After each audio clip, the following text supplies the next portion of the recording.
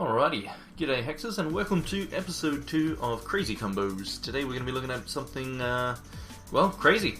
Last week we looked at the Coyotal Prophecy combo that went really nuts. This one's not as mental, but it's still a nice combo. Some of you may have seen the Shin'hare stuff I'm going to show before. And then I'm going to show a little bonus clip as well. But let's get into the actual deck list for the Shin'hare combo that we're going to be doing here. Basically, the whole deck is all to do with synergizing for the combo. It's all about the combo. So let's go have a look at that now. So let's have a look. So the main things that we have in the deck, the main thing we want to be doing is just making loads and loads of rabbits. Rabbits everywhere, Shin'hare galore. And obviously Ritualist of the Spring Lure is one of the things that allows you to make loads and loads of bunnies. So every time you make a Shin'hare, or any card that makes a Shin'hare, you create that many plus one instead. So then we have cards like Runs of the Litter that creates 2 Battle Hoppers, so if you have this in play, you'll make 3. So creating Battle Hoppers there. You've got this Blossoming Concubunny that can create Battle Hoppers, puts them into your hand. You've got the Shroomshaw, when it dies it creates Battle Hoppers. And then you just have, so then the main things there, you got the Charge Power as well, which is Monica Shin. Is that the right name actually? I don't know if I said that wrong. Let's have a look. No, that was right, Monica Shin. Alright, so it creates a Battle Hopper for 3 charges. By the way, let me know if my my volumes are either too loud or too low. I'll fix that if so. But yeah, I hope everyone is doing good. I probably should have said how he's all going first, but yeah, so if you're watching on YouTube, thanks for watching. Hope you enjoy the video. And those of you watching live, I hope you're also doing well. So let me have a look at the chat here real quick. You got 2 primals to proc within 20 minutes. Very nice. Congrats there. Very nice. So as I was saying, you got those to make the bunnies there. You've got the Minari Sense here just to draw you cards. That's all he's really there for. The Runia Hierophant, why not? I just put him in there just because you're making a lot of dudes, so you can make some big bunnies just for a bit of fun. You've got a couple of Monsoons there, just so you can, if you get him early, you can tunnel him, and then when you lose bunnies, you get them back when he untunnels. But the whole combo is basically you've got Hideous Conversion, so you can sacrifice troops or resources, and the combo is to do with Harvest of Sorrow. So it reads, draw a card for each of your troops that died this turn. So you can use the Hideous Conversion to just say you've made a bunch of bunnies, you use the Hideous Conversion, draw a bunch of cards, and then you're going to do this when you've got a Harvest of Sorrow in hand. And you can pretty much draw out your entire deck when done with enough sacrifice, because you can draw a lot of cards. If you get another one of these, you're probably also going to get a lot of things that create more bunnies. So you can create more bunnies and then you sacrifice them again, and then the second time you cast this, because it's still the same turn, you're going to be, like, say you sacrifice 10 bunnies the first time, you draw 10 cards, then you play a bunch more bunnies, maybe you sacrifice another 10, and then the second one you cast will draw you 20 cards, and then from there you pretty much should draw to your next one, and so on. And then you do all that to build up resources to then finish the opponent off with a Life Siphon as your win condition. So let's get in here. We're going to look at a video, and as I said, after the video here, which I may, let me see, I don't know if it'll actually let me. I may have to actually do it differently. If I want to, yeah, I want to be able to, give me a moment here, I want to be able to actually fast forward and rewind, I guess. So I was actually just going to do it through OBS, but let's change that. So give me a moment to do that, setting that up. So I'll have to capture my screen here. Add a window capture. We want to do that. We want to do that there. That seems fine. Let's grab that. So here we go. We've got the game captured now, the video. We can resume it. We're going to skip ahead a little bit here. So you can see I got a very bad opening hand there. And we're just going to keep the hand with 2 Harvests of Sorrows. I hope this is the right video. I hope so. Yeah, no, I think it is. Alright, so let's make sure that's captured properly. Seems good. Alright, so yeah, let's skip ahead a little bit here as well. We'll skip ahead to, let's go back there. So we got we're getting rushed by some aggression, but that's probably going to be okay. We can, now that we've got the Monsoon Underground, we can get some bunnies, chump block, and then they'll come back when when the monsoon untunnels, provided we can live long enough. So we'll see what happens here. So we got some, we got a good blocker even, so very likely that the computer will have a Ruby Aura in this deck. It's the AI we're versing here, but we're going to block regardless with the Runeer. But we're expecting the trick here, but we'll do it anyway since he is going to come back. And there's the trick, the Ruby Aura. So we'll skip ahead a little bit again. So we've lost some more stuff. We get another Runeer here. So we're wanting to get, we're not getting the, huge amount of bunnies just yet. But we'll see what happens. The monsoon bringing things back is definitely going to help. No trick this time, so it is just a trade, which is good for us since we are going to get our troops back thanks to the monsoon, the legendary little bunny, the Shogun. So he comes out from underground, brings back all these guys from the dead, and these bunnies will now grow. So now they're really good blockers, and we should be fine to just draw into our combos. Could charge power here, decide not to because we want to get even more bunnies if we draw a ritualist or things like that. So we'll skip ahead again a little bit. So we got a resource now that gets a bunny, as long as you control a Shin'hare or have one in hand. It's the Shin'hare Allegiance resource, the Monsagi Lilypad. So deciding not to do anything there, we're just waiting to draw, a ritualist to the Spring Letter would be a decent draw, as then we will get multiple bunnies, and there it is. So now we can get 2 more Battle Hoppers from the charge power, and 2 more from the resource, and that's not a huge amount. Normally you want to have more, but since we have 2 Harvests of Sorrows, I think, well no, we still need to wait for the sacrifice, so we will have to wait. So let's skip ahead a bit again. I think I drew it, yeah, off the top. There it is. Setting it up rather nicely. So we got the Hideous Conversion now, so now we have all the pieces in play. It's not a huge amount of sacrifice. Normally, you like I said, you'd want to do more if possible, but it's still enough.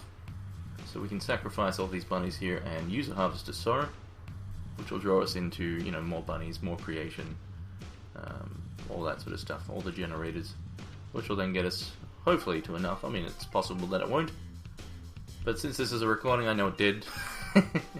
So, do the first Harvest of Sorrow here. 1, 2, 3, 4, 5, 6, 7 cards drawn. Now, drew a lot of resources, not great, and another one. So then that's where, it's not exactly the greatest, but we have to remember that the next Harvest of Sorrow is going to draw even more than the last, as we do have some more dudes to sacrifice here. So another 3 bunnies there, thanks to the Ritualist. So it's still not a great amount. I think I even decided to sacrifice a Runeer Hierophant, maybe? Yep, get rid of the smaller one. Could have just sacrificed them both, but it should be enough. So now we draw 1, 2, 3, 4, 5, 6, 7, 8, 9, 10, 11, 12. And so now, we didn't get another one, so if we did, we would just, pretty much draw the whole deck out if we really wanted to. But we got enough that we can win the game. So now all it's a matter of doing is playing out all the dudes. So I'm just, playing out a bunch of different stuff here. And then it's just a matter of sacrificing. So we'll skip ahead a little bit here. So more bunnies there. More and more bunnies. Where's my... Okay, so yeah. So just making more bunnies. Well, doing the Blossoming Concubine doesn't actually do anything. But it did it anyway. Because you have to actually pay to play them out. So playing them out and then sacrificing is just it's not a gain at all. You're just wasting time. But the Shroom Shawls definitely are, as you play that out for 2, and then you gain a bunch more little shrooms. Shin'hare Battle Hoppers when it dies. And we still have that Ritualist in play. Now, if we had 2 Ritualists with Springletters in play, we would have all the resources we could ever need. But in this case, we have just enough. So we'll skip ahead a little bit again. Because all I'm doing here is now just, growing the bunnies, because why not? It's a bit of fun. As you can see, the bunnies are getting very big. So we've got a 45-45 and a 31-31, and now I think it's just a matter of sacrificing all these bunnies, and we're then just going to life siphon for the victory there. And that's basically the combo. So it's a lot of cards to pull it off. It's the main things being the Hideous Conversion, the Harvest of Sorrow are the main two that you know. If without them, you're just going to be you're going to be spamming bunnies. Like, you can reliably do that and get bunnies all over the place, but then you need the conversion and the Harvest of Sorrow for the combo to work, and then that'll get you to. Now the deck has 2 life siphons. Probably doesn't need 2, but just put it in there for the sake of getting to it quicker. But yeah, and that's pretty much how that combo works. So not as crazy as the Code or Prophecy stuff I was doing, but definitely a fun combination there. So we're, as you can see here, life siphon is 1x, so we do need to sacrifice 1 more. So we'll thank you for the work there, Ritual of the Spring Litter, but you're going to die now as well. And now we're going to life siphon for 18 damage, and that will be the victory. And the bunnies can just sit back and bask in their hugeness or something. I don't know. But that was that. So that was the bunny combo, the Shin'hare. So Shin'hare, oops, we don't want the video to play again, but we will. Give me a second here. Let me just close a few things. Alright, so we'll go back to the deck again. So as I said, the key cards there were, I mean, obviously Ritualist is it's kind of needed. You really want this to really, to really make it so you can do the combo quite easily, but you need the Harvest of Sorrow and a Hideous Conversion. Deck could probably be improved to get more reliable. Like, you need some more draw in there would be nice, because you need to get to these cards. But it's not designed to be competitive constructed, but it definitely can surprise people if they don't know what you're doing and they tap out, and then you're just like, wee, you could definitely do some work with it. But as I said, we're going to do a little bit of a bonus clip, so let me load that up. Give me just a moment. So this is, I showed this actually off the other day on the official stream, but I'm going to add it here for those of you that didn't get to see it. It's a 3-card combo. And actually, I did this, I recorded these videos just before loading up the stream now. And I did this on the first go. It was a pretty nice hand. So let me load that up, and here we go. But yeah, 3-card combo this one. There's the coin mid-spin. Let's resume. So you'll notice we're running a champion here that you don't really see often. This is Raven Talon. And I added a Spectral Acorns into the deck just to make it a bit quicker to get to the combo. As I said, it's a 3-card combo. Well, yeah, I mean, it basically is. You don't need to have all 3, but having Sight of the Sun just makes it, basically you do it in the 1 turn. And that's what you want to do when it comes to a combo. You need to really surprise your opponent. So we got all 3 cards needed now. The Ghost Howler, Sight of the Sun, and the Mecha Hive is the combo here. So it's a very nice hand, let's put it that way. Obviously, if any of the pieces got interrupted, well then would be shit out of luck. But yeah, it's a very nice hand. And there's another Ghost Talent, so we have all the Ghost Talents we could ever need. So we're just going to pass the turn here. Not too worried about what the computer is doing. It's Polonius, it's not going to do anything really. We're going to go nuts very soon, very quickly. So we're going to get this Sight of the Sun down first, and that will enable the combo to be even stronger. As I said, it is a 3-card combo, but if you get multiple Ghost Howlers, that's not a bad thing. Not a bad thing. So we're going to put 2 of those down next turn. Thanks to the ability from Sight of the Sun, you can exhaust it to get back your resources for the turn. So you can use them, get them back, and play another thing. So in this case, we're going to be at 4 resources. So we can play Ghost Howler. It enters play. We then exhaust the Sight of the Sun, throw out another one, pass the turn, and then next turn we can combo off, and it's going to be delicious. Delicious. So for those of you not familiar with the champion, Raven Talon reads that when a troop enters play, gain 1 health or something like that.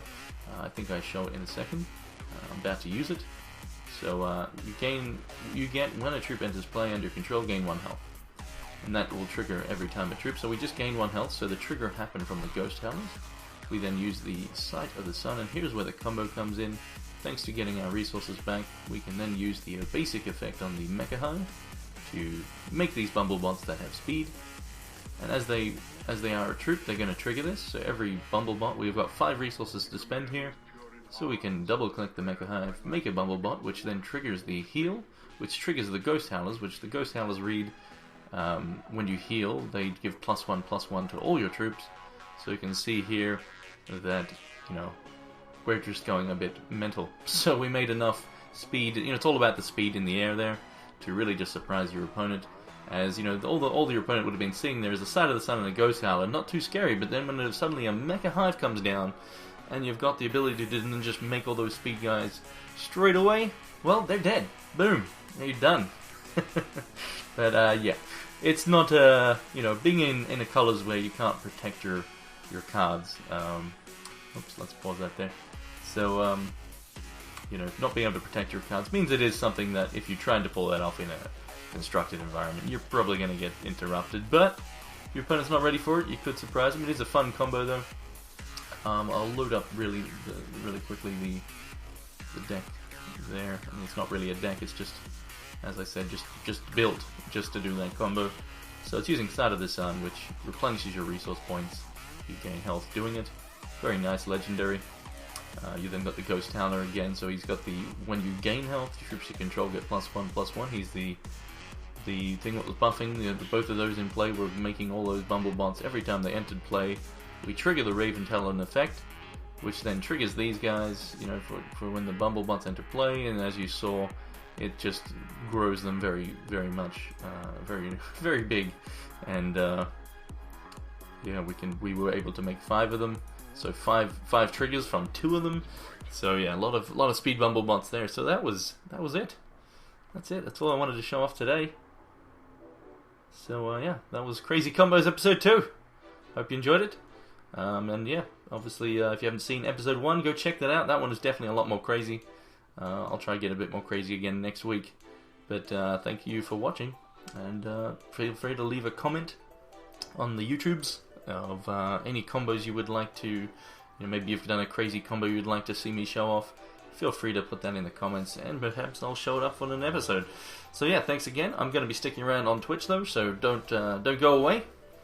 I will. I guess the servers are coming down soon, but I'll stick around for a little while. But yeah, that was the end of the episode, so thank you for watching that. But for those of you on Twitch with me right now, stick around, I'll still be here. So yeah, thank you again for watching.